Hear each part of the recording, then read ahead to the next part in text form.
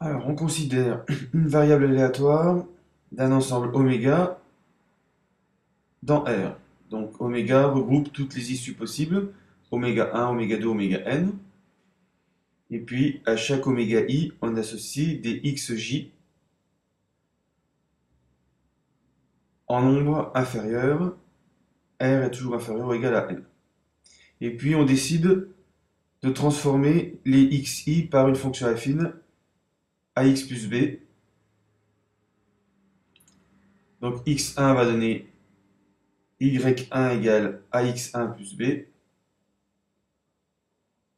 etc. jusqu'à xr qui donne axr plus b. Alors l'application qui permet de passer d'oméga i au axi plus b est aussi une variable aléatoire notée ax plus b, a grand X plus b. Donc on va poser grand Y égale a grand X plus b. On va calculer la probabilité que grand Y soit égal à y1 en posant y1 égale ax1 plus b jusqu'à yr. Alors par exemple, probabilité que grand Y soit égal à y1. C'est la probabilité que grand X soit égal à x1, parce que dans les deux cas, on retrouve, par exemple sur notre schéma, la probabilité de l'événement oméga 1, oméga 2. Et on pourrait faire la même chose pour tous les yi. Voilà, on en déduit que, connaissant la loi de probabilité de grand X,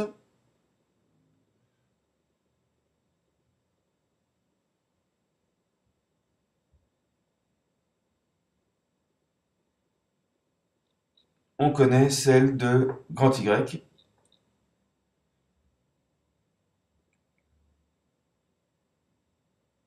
Donc on va poser P1 probabilité de grand X égale x1 jusqu'à PR égale probabilité de grand X égale xr. Et d'après ce qui précède, on a la même probabilité pour les yi.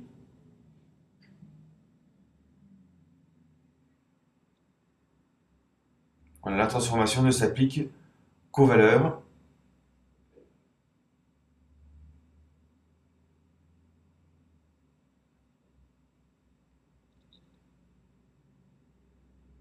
Donc, probabilité de grand Y égale Y1, on a vu que c'était aussi P1.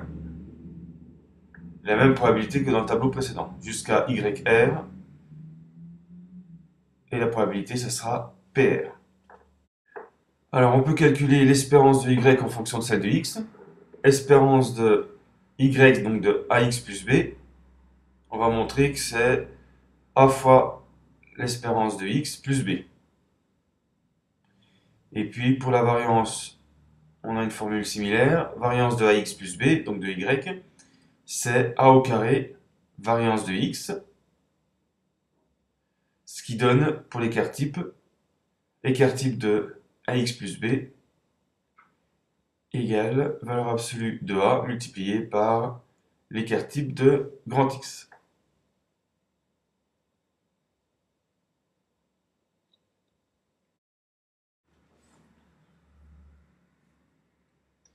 Alors, pour la démonstration, on rappelle que l'espérance de X, c'est P1x1 plus P2x2 jusqu'à PRxR. C'est la même chose pour l'espérance de Y. Y, c'est AX plus B.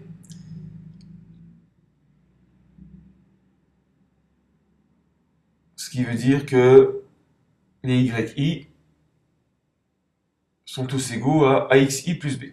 Alors, l'espérance de Y, c'est-à-dire l'espérance de AX plus B,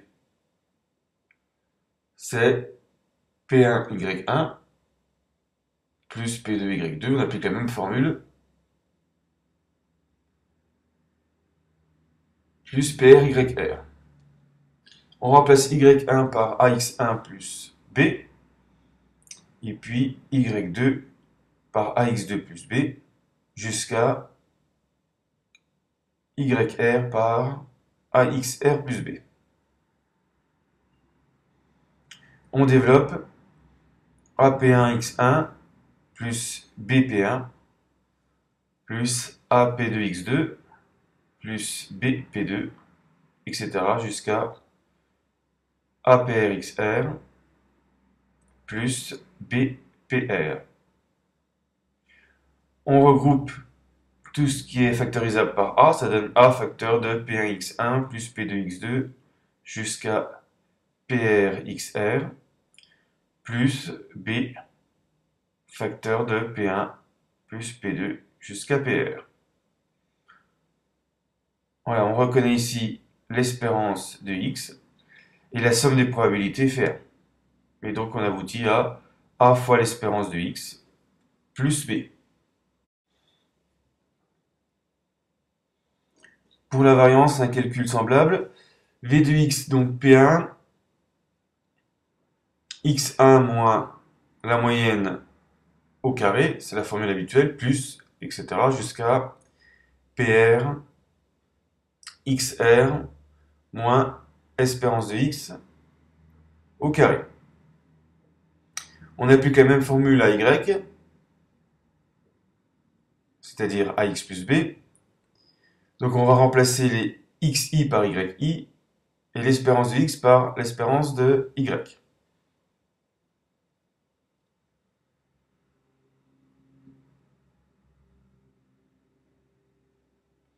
Ensuite, on remplace les YI par AXI plus B.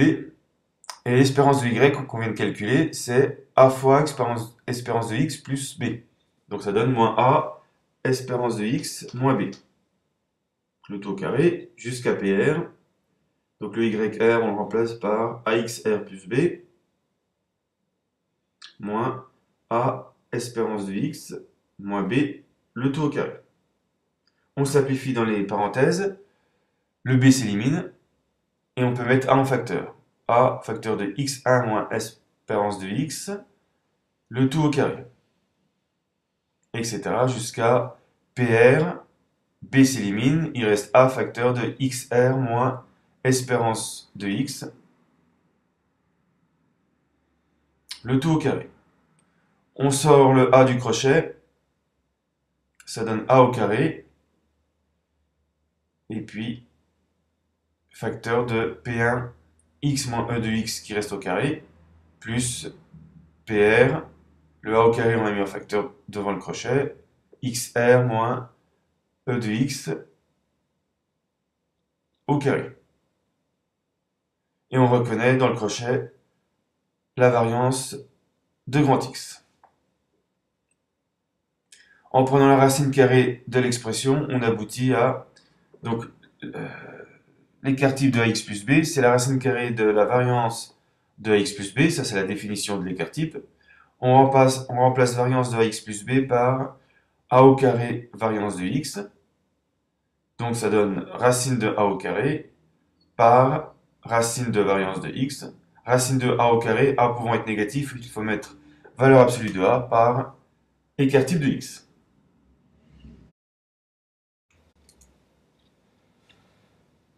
X est une variable aléatoire d'espérance 3 d'écart type 2. Alors, première question, on applique simplement les formules qu'on vient de démontrer. Donc, l'espérance de moins 3x plus 5. Là, c'est simple, c'est moins 3, espérance de x, donc a égale moins 3, b égale 5. Donc, moins 3 fois 3 plus 5, donc moins 4. Et puis, l'écart type de moins 3x plus 5, il faut prendre la valeur absolue de moins 3. Le 5 n'a aucune importance dans l'écart type ou la variance. Donc ça fait valeur absolue de moins 3 fois l'écart type. Donc 3 fois 2, 6. Alors deuxième question. On cherche y sous la forme ax plus b d'espérance nulle d'écart type 1. Alors il y a deux manières d'y arriver. Soit pas à pas en partant de grand X. Comme l'espérance de grand X égale 3, l'espérance de grand X moins 3, si on réapplique la formule,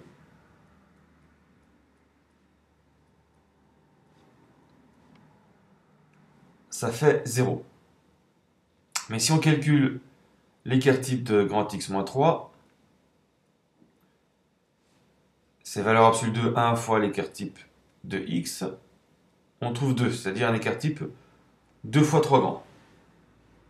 Mais on sait qu'en multipliant une variable aléatoire par un coefficient A, on multiplie aussi l'écart type par A, par exemple si A est positif. Donc là, pour diviser l'écart type par 2, pour arriver à 1, on va prendre x moins 3 sur 2. Alors ça marche bien parce que l'espérance était égale à 0. Si on divise par 2, on va aussi diviser l'espérance par 0. Donc si on vous avait demandé de trouver une espérance égale à 4 par exemple, ça ne marchait plus parce que on se retrouvait avec une espérance divisée par 2. Mais là, comme l'espérance de x-3 est nulle, l'espérance de x-3 sur 2, on est encore dans le cadre de la formule, c'est l'espérance de x-3 divisé par 2, ça fait encore 0. Mais cette fois-ci, l'écart type de 1,5 de x-3 sur 2, c'est la moitié de l'écart type de x-3, égale, on l'a calculé précédemment, 2 fois 1,5, donc 1. Donc, il suffit de prendre y égale x-3 sur 2, qu'on écrit plutôt 1,5 de x moins 3,5. Pour voir apparaître la forme ax plus b. Voilà, donc l'espérance de y, c'est 0, l'écart type de y, c'est 1. Alors, si on veut une méthode plus systématique, pour des valeurs plus compliquées, on pose généralement grand y égale ax plus b. On réécrit les formules.